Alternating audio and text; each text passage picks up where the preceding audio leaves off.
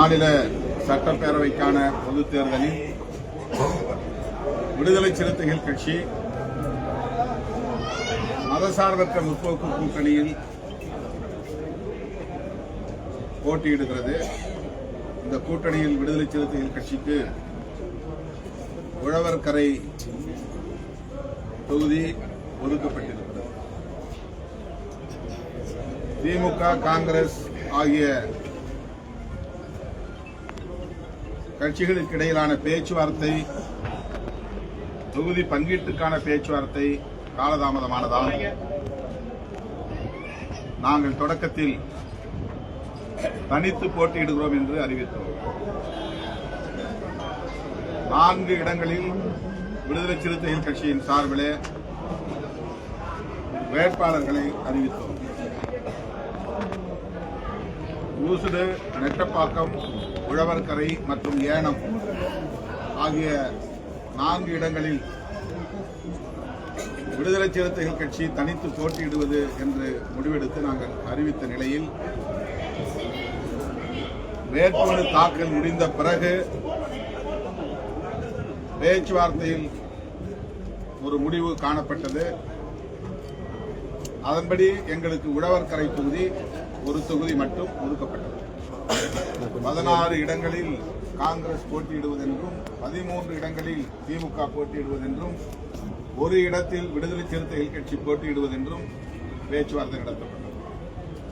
ஆனால் வேட்புமனு தாக்கலுக்கான கால அவகாசம் முடிந்த நிலையில் நாங்கள் போட்டியிடுகிற உழவர்கரை தொகுதியிலும் ஊசுடு, நெட்டப்பாக்கம், ஏனம் ஆகிய தொகுதிகளிலும் காங்கிரஸ் தரப்பில் வேட்பாளர்கள் வேட்புமனு தாக்கல் செய்திருந்தார்கள். அந்த வேட்புமனு தாக்கலை திரும்பப் பெறுவதற்கான கால அவகாசம் முடிந்துவிட்டது. அந்த தொகுதிகளில் அவர்கள் மனுக்களை திரும்பப் பெறவில்லை. இந்த நிலையில் டெல்லியிலிருந்து காங்கிரஸ் மேலிடத்திலிருந்து திரு முகுல் வாஸ்னிக் அவர்கள் உள்ளிட்ட பல தலைவர்கள் புதுச்சேரிக்கு வந்து நடத்திய பேச்சுவார்த்தையின் முடிவில் உழவர்கரையில் மட்டும் விடுதலை சிறுத்தைகளின் வேட்பாளர் போட்டியிடுவது, மற்றவர்கள் அதாவது காங்கிரஸ் மற்றும் திமுகவை சார்ந்தவர்கள், கூட்டணியை சார்ந்தவர்கள் விடுதலை சிறுத்தைகளின் வேட்பாளர் வெற்றி பெறுவதற்கு உழைப்பது, பாடுபடுவது, வாக்கு சேகரிப்பது என்று தீர்மானிக்கப்பட்டது. அதன் அடிப்படையில் நாங்கள் வேட்புமனு தாக்கல் செய்திருந்த ஊசுடு, நெட்டப்பாக்கம், ஏனம் ஆகிய தொகுதிகளில் வேட்புமனுக்களை திரும்ப பெறாவிட்டாலும் கூட நாங்கள் வாக்கு சேகரிப்பில் ஈடுபடுவதில்லை. மாறாக காங்கிரஸ் வேட்பாளர்களின் வெற்றிக்கு பாடுபடுவது, அவர்களின் வெற்றிக்காக வாக்கு சேகரிப்பது என்ற முடிவை எடுத்திருக்கிறோம். அதேபோல திமுக வேட்பாளர்களுக்கு அதிகாரப்பூர்வமாக ஒதுக்கப்பட்ட தொகுதிகளிலும் காங்கிரஸ் கட்சியை சார்ந்தவர்கள் வேட்புமனு தாக்கல் செய்திருந்தார்கள். அவர்களும் திமுக வேட்பாளர்களுக்காக உழைக்க வேண்டும் என்ற முடிவு மேற்கொள்ளப்பட்டிருக்கிறது. இந்த நிலையில் இன்றைக்கு நான் விடுதலை சிறுத்தைகள் கட்சியின் வேட்பாளர் செல்வ புஷ்பலதா, இளஞ்சிறுத்தைகள் எழுச்சி பாசறையின் மாநில செயலாளர் போட்டியிடுகிற உழவர்கரை தொகுதியில் வாக்கு சேகரிப்பில் ஈடுபடுகிறேன். இன்று முதல் எனது சுற்றுப்பயணம் 14ஆம் தேதி வரையில் தொடர்ந்து தமிழ்நாடு எங்கிலும் விடுதலை சிறுத்தைகள் போட்டியிடுகிற தொகுதிகளில் பிரச்சாரம் மேற்கொள்ள இருக்கிறேன். இன்று மாலை திண்டிவனம் தொகுதியில், நாளை காட்டுமன்னார்குடி தொகுதியில், காலையில் குறிஞ்சிப்பாடியில் மாண்புமிகு அமைச்சர் MRK பன்னீர்செல்வம் அவர்களின் வேட்புமனு தாக்கலில் பங்கேற்கிறேன். அதன் பின்னர் காட்டுமன்னார்குடி வேட்பாளராக போட்டியிட இருக்கிற ஜோதிமணி இடைபெருமாள் அவர்களின் வேட்புமனு தாக்கலில் பங்கேற்க இருக்கிறேன். தொடர்ச்சியாக விடுதலை சிறுத்தைகள் போட்டியிடும் தொகுதிகளுக்கு சுற்றுப்பயணம் மேற்கொள்ள இருக்கிறேன். மேலும் கூட்டணி கட்சிகளின் வேட்பாளர்களுக்கும் ஆங்காங்கே வாக்கு சேகரிப்பில் ஈடுபட உள்ளேன்.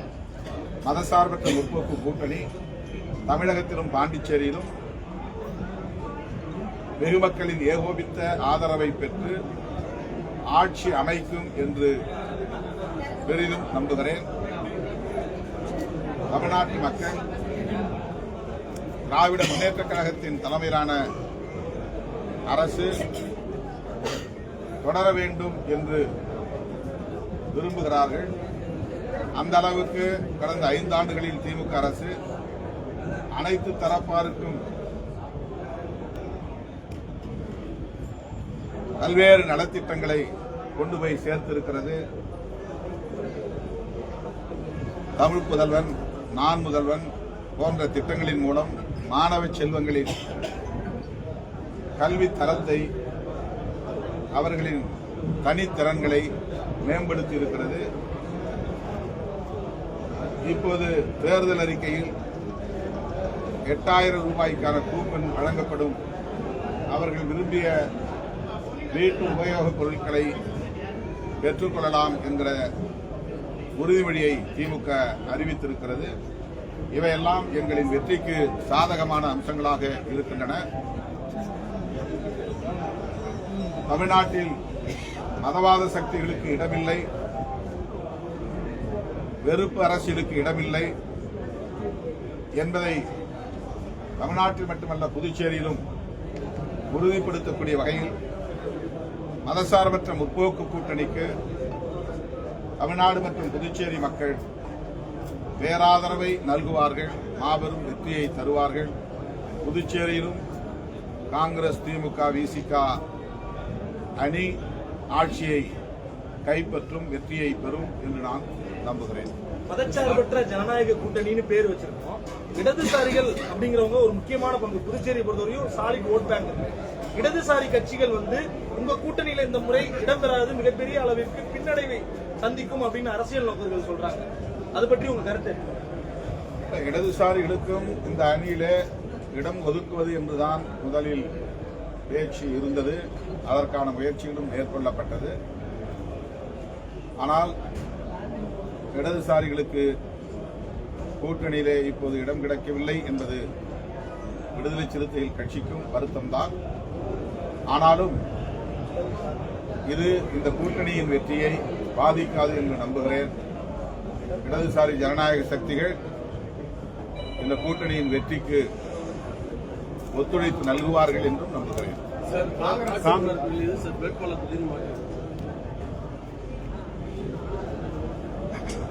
காட்டுமன்னார் கோவிலில் நான் போட்டியிடுவது என்று ஏற்கனவே அறிவிப்பு செய்தோம். நான் போட்டியிடுவதற்கான காரணம் மிக சாதாரணமான காரணம்தான். சட்டமன்றத்தில் இனி வரும் காலத்தில் பணியாற்ற வேண்டும் என்கிற ஒரு வேட்கை, அவ்வளவுதான்.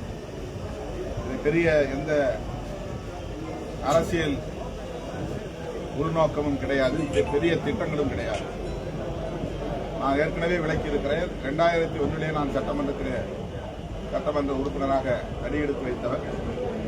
பிறகு ராஜினாமா செய்துவிட்டு வெளியேறிய நிலையில் 2006 நான் போட்டியிட முடியாத ஒரு நிலைப்பாட்டை நான் எடுத்தேன். உடனிருக்கிற தோழர்களுக்காக நான் விட்டுக் கொடுத்து போட்டியிடாமலேயே அவர்களின் வெற்றிக்காக பிரச்சாரத்தை மேற்கொண்டேன். பிறகு 2016 மக்கள் நல கூட்டணியில் போட்டியிடக்கூடிய ஒரு சூழல் அமைந்தது. காட்டுமன்னார் கோயிலில் நாங்கள் வெற்றி பெற்று விட்டோம் என்பதுதான் உண்மை. ஆனால் கடைசி நேரத்தில் 87 வாக்குகளில் நாங்கள் தோற்றுவிட்டோம் என்று அப்போது ஆட்சியில் இருந்தவர்கள் அறிவித்தார்கள். ஒரு தொலைக்காட்சியிலே திருமாவளவன் வெற்றி என்றே செய்தியை அறிவித்து விட்டார்கள். அதன் பிறகு மாற்றி அறிவிக்கப்பட்டது. ஆகவே அப்போதும் நான் சட்டமன்ற உறுப்பினராக செல்ல முடியாத நிலையில் இந்த தேர்தலில் போட்டியிட்டு சட்டமன்றத்திற்கு செல்லுவது என்னுடைய நோக்கத்திற்கு பயன் தரும் என்று நான் நம்பினேன். நாடாளுமன்றத்தில் வருடத்திற்கு 3 முறை பாராளுமன்றம் கூடுகிறது. ஒவ்வொரு கூட்டத்தொடரிலும் ஒரு முறையோ 2 முறையோ பேசுவதற்கு வாய்ப்பு கிடைக்கிறது. அதுவும் 3 நிமிடங்களிலிருந்து 5 நிமிடங்கள் மட்டும்தான் அந்த வாய்ப்பு. ஆகவே நான் முழுமையாக என்னுடைய நோக்கத்தின்படி செயல்பட இயலாத சூழல். சட்டமன்றத்தில் இருந்தால் விளிம்புநிலை மக்களுக்கான பிரச்சனைகளை இன்னும் அழுத்தமாக பேச முடியும் என்ற ஒரு நம்பிக்கை. அதன் அடிப்படையில் நான் போட்டியிடுவது என்று முடிவெடுத்தேன். ஆனால் அதன் பிறகு எங்கள் கூட்டணியின் நலன்களை பாதிக்கும் வகையிலான திட்டமிட்ட வதந்திகளை அல்லது அவதூறுகளை பலரும் பரப்பிய நிலையில் அது என்னை மறுபரிசீலனை செய்ய வைத்தது. நான் எங்கள் கூட்டணியின் வெற்றியை சந்தேகிக்கிறேன் என்பதை போன்ற ஒரு தோற்றம், அது எந்த வகையிலும் கூட்டணியை பாதிக்கக்கூடாது என்று நான் விரும்புகிறேன். இந்த கூட்டணியை இன்றைக்கு கட்டுக்கோப்பாக வைத்திருப்பதில் விடுதலை சிறுத்தைகளுக்கும் ஒரு மகத்தான பங்கு உண்டு. இதை சிதறடிப்பதற்கு பலரும் முயற்சித்த நிலையில் அதை பாதுகாத்த பொறுப்பு அல்லது பங்களிப்பு விடுதலை சிறுத்தைகளுக்கு உண்டு. அந்த வகையிலே இப்போதும் நான் இந்த கூட்டணியின் வெற்றியை எந்த வகையிலும் நம்முடைய நிலைப்பாடு பாதித்துவிடக் கூடாது என்ற பொறுப்புணர்வோடு தான் இப்போது நான் விலகி இருக்கிறேன். போட்டியிடுவதில்லை என்ற முடிவை எடுத்திருக்கிறேன்.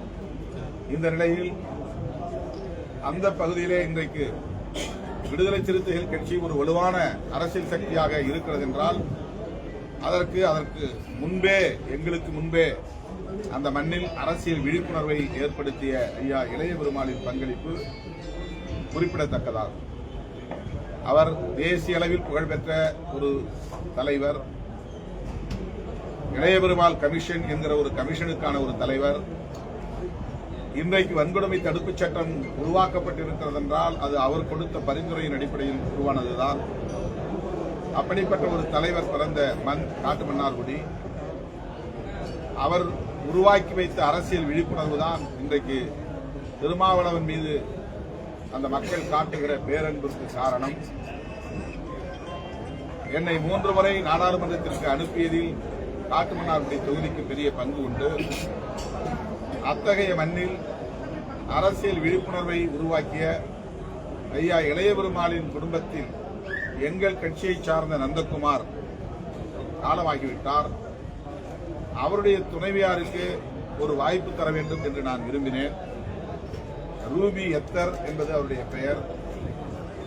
ஆனால் அவர் தனித்தொகுதியிலே நிற்கிற தகுதி இல்லை, அவருக்கு இல்லை. ஏனென்றால் அவர் தலித் அல்லாதவர். அவரை தொடர்பு கொண்டு நாங்கள் பேசிய போது அவர் தலித் அல்லாதவர் என்பது தெரிந்தது. எனவே அவர் தனித்தொகுதியில் போட்டியிட முடியவில்லை. ஆகவே அதை தேர்வு செய்ய இயலாமல் போய்விட்டது, அவரை தேர்வு செய்ய இயலாமல் போய்விட்டது. அதன் பின்னர் அந்த குடும்பத்தில் எஞ்சி இருப்பவர் 4 பேர், அண்ணன் தம்பியில் 3 பேர் காலமாகிவிட்டார்கள். எஞ்சி இருப்பவர் 70 வயது நிறைந்தவராக இருந்தாலும் ஜோதிமணி இளையபெருமாள் ஒரு பொறியாளர், அவருக்கு ஒரு வாய்ப்பு தருவோம் என்ற அடிப்படையில் நான் தந்திருக்கிறேன். நான் நிற்பதாக முடிவெடுத்த தொகுதியில் அவருடைய குடும்பத்தை கௌரவிப்பதற்காக அவரை ஒரு வேட்பாளராக அறிவித்திருக்கிறேன். அவ்வளவுதான். மாநில அரசியலுக்கு நீங்க வர வேண்டும், வரவேற்பது பல பேர் சகாலிகள் போட்டியிடாதது, நீங்கள் போட்டியிட்டு வெற்றி பெற்றால் இளைஞருக்கு இது போட்டியாக இருக்குன்னு சொல்லி ஆதரவு பேசுகிறேன். அதனால உங்க திமுக அழுத்தம் கொடுத்து உங்களுக்கு வாபஸ் தரப்படுங்க. இது அதீதமான கற்பனை, ஆதாரமில்லாத கற்பனை, பொருத்தமில்லாத கற்பனை, மொட்டை தலைக்கும் முழங்காலுக்கும் முடிச்சு போடுகிற கற்பனை. அன்புமணி ராமதாஸ் சொல்லியிருக்காரு, திமுக அழுத்தத்தின் காரணமாக தான் அவர் விலகியிருக்காரு. தொடர்ச்சியாக திமுக ஸ்டாலின் மற்றும் உதயநிதி ஸ்டாலின் தலையினால்தான் திருமாவளவன் போட்டியிடலாம் அப்படின்னு சொல்லியிருக்காரு. பல்வேறு அன்புமணி ராமதாஸ் மாதவர்கள் எல்லாமே தொடர்ச்சி இந்த கருத்து தான் முன்வைக்கிறாங்க. அதே நபர்கள் என்ன சொல்றாங்கன்னா, சிட்டிங் மெம்பர்ஸ் சட்டமன்ற உறுப்பினர்களாக இருக்கிற 3 பேரை போட்டியிடுவதற்கு வாய்ப்பளிக்காமல் தவிர்த்து விட்டார் திருமாவளவன். ஏனென்றால் அந்த 3 பேரும் திமுகவுக்கு ஆதரவாக பேசியவர்கள். அதனால் திருமாவளவன் நடவடிக்கை எடுத்து விட்டார் என்று சொல்லுகிறார்கள். அப்படி பார்க்கும்போது திமுக திருமாவளவனுக்கு அழுத்தம் கொடுக்க முடியாது, அவர் சுதந்திரமாக செயல்படுகிறார் என்ற பொருளும் தொனிக்கிறது. அதனால்தான் திமுக ஆதரவாக செயல்பட்டவர்கள், அதனால் திருமாவளவன் எடுத்து விட்டார். அப்படின்னா திருமாவளவன் திமுக அழுத்தத்திற்கு பணிய மாட்டார் என்ற பொருள் இருக்கிறதா இல்லை? அப்படிப்பட்டவர் அவர் எப்படி வாபஸ் வாங்குறது மட்டும் திமுக அழுத்தத்துக்கு பணிந்து விட்டார்? 2 முரண்பாடா இருக்குல்ல, கான்ட்ராடிக்ஷனா இருக்குல்ல. அது அவங்களுடைய அரசியலுக்காக பேசுறாங்க. நான் அந்த தோழர்களுக்கு வாய்ப்பளிக்காமல் போனதற்கு காரணம் மற்றவர்களுக்கு புதியவர்களுக்கு இந்த முறை வாய்ப்பளிக்கலாம் என்கிற ஒரு சமூக நீதி பார்வைதான். கம்யூனிஸ்ட் கட்சிகள்ல 2 முறையோ 3 முறையோ போட்டியிட்டால் அடுத்த முறை தருவதில்லை என்பதை ஒரு வரையறையாக கொண்டிருக்கிறார்கள். எவ்வளவு சிறந்த பேச்சாற்றல் உள்ளவர்களாக இருந்தாலும், எவ்வளவு சிறந்த அறிவாளிகளாக இருந்தாலும் 3 முறைக்கு மேல் வாய்ப்பில்லை என்பது கம்யூனிஸ்ட் கட்சியில் இருக்கிற ஒரு வரையறை. அது சமூக நீதி அணுகுமுறை. நாங்கள் அப்படி ஒரு வரையறையை இன்னும் உருவாக்கவில்லை என்றாலும் கூட 3 முறை போட்டியிட்டு 1 முறை வெற்றி பெற்ற பாலாஜி, 2 முறை போட்டியிட்டு 1 முறை வெற்றி பெற்ற ஷானவாஸ், ஒரே முறை போட்டியிட்டு அந்த ஒரே முறையிலேயே வெற்றி பெற்ற பாபு, இவர்களெல்லாம் சட்டமன்றத்திற்கு போய் 5 ஆண்டுகள் உட்கார்ந்து அங்கு பணியாற்றிய அனுபவம் பெற்றவங்க. ஆகவே அவர்களுக்கு மீண்டும் அளிப்பது நியாயம் என்றாலும் கூட, தகுதி என்றாலும் கூட, அந்த இடங்களில் 3 பேருக்கு புதியவர்களுக்கு வாய்ப்பளிக்கலாம் என்கிற சமூக நீதி அணுகுமுறை அடிப்படையில் தான் இந்த முடிவை நான் மேற்கொண்டேன். அவ்வளவுதான். அதை திமுகவுக்கு ஆதரவாக செயல்பட்டார்கள், அதனால் திருமாவளவன் எடுத்துவிட்டார் என்றார்கள். அது உண்மை இல்லை. ஆனால் அப்படி சொல்லுவது உண்மையாக இருந்தால் நான் திமுக அழுத்தத்திற்கு பணிய மாட்டேன் என்றுதானே பொருள். அவரை இப்ப நான் வாபஸ் வாங்கின உடனே திமுக அழுத்தத்திற்கு பணிந்து விட்டேன் என்று சொல்வது எப்படி பொருத்தமாக இருக்க? இரண்டுமே முரண்பாடானது.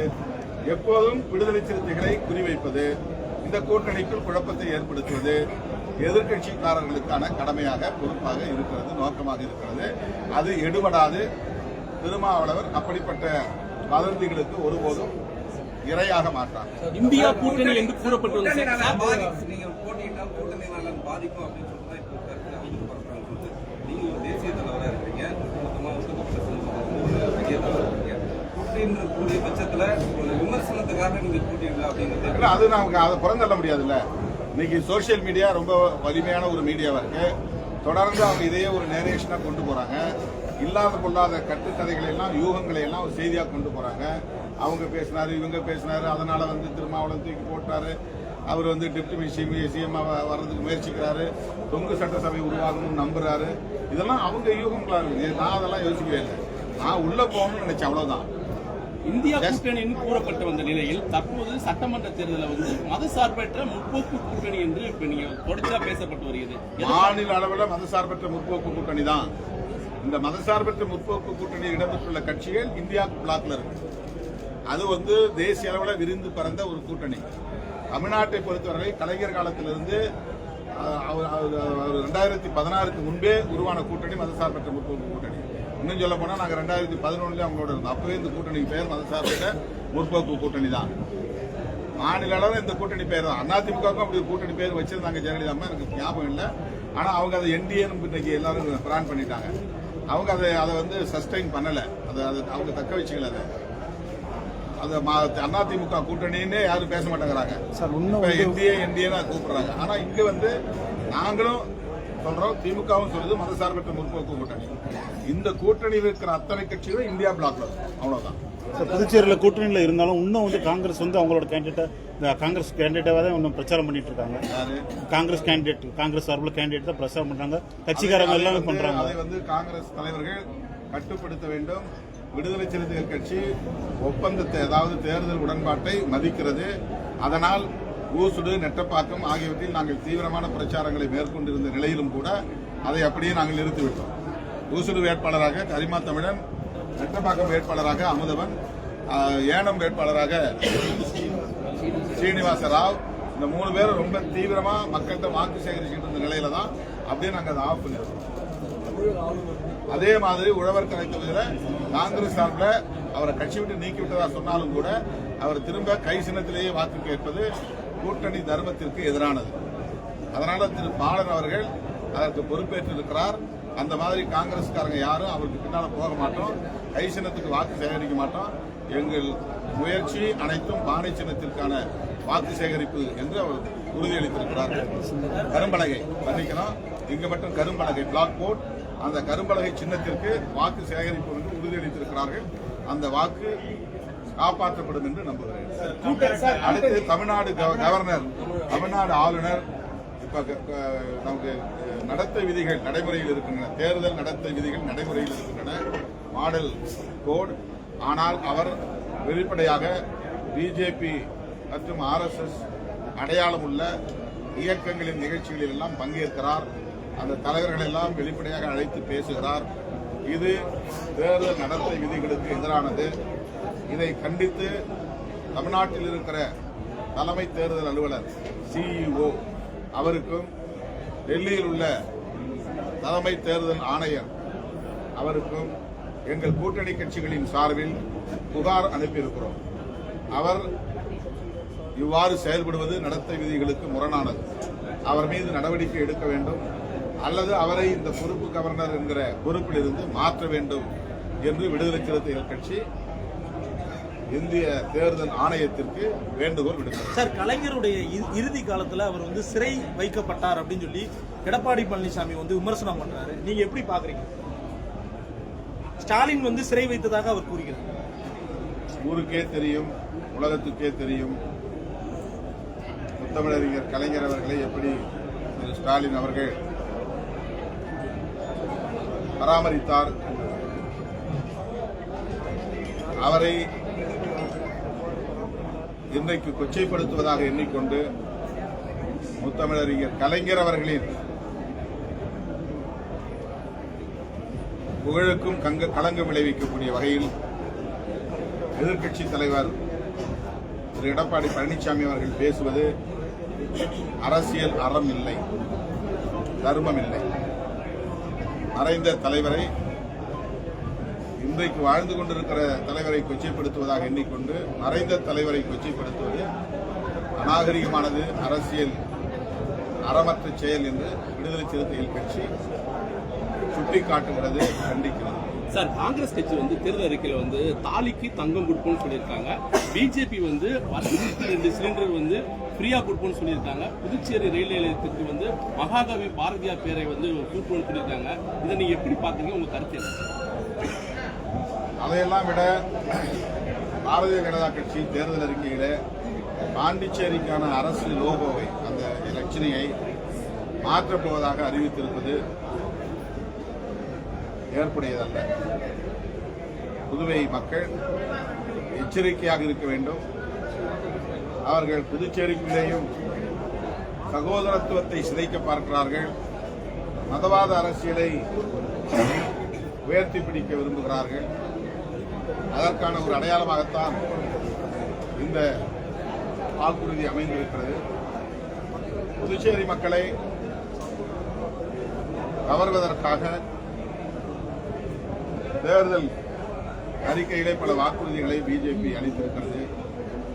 எத்தனை வாக்குறுதிகளை அளித்தாலும், எவ்வளவு சித்து வேலைகளை செய்தாலும், தமிழ்நாட்டிலும் புதுச்சேரியிலும் மதவாத அரசியலுக்கு, மதவெறி அரசியலுக்கு, வெறுப்பு அரசியலுக்கு இடமில்லை என்பதை தேர்தல் களத்தில் மக்கள் உறுதிப்படுத்துவார்கள். பாண்டிச்சேரியிலும் அவர்கள்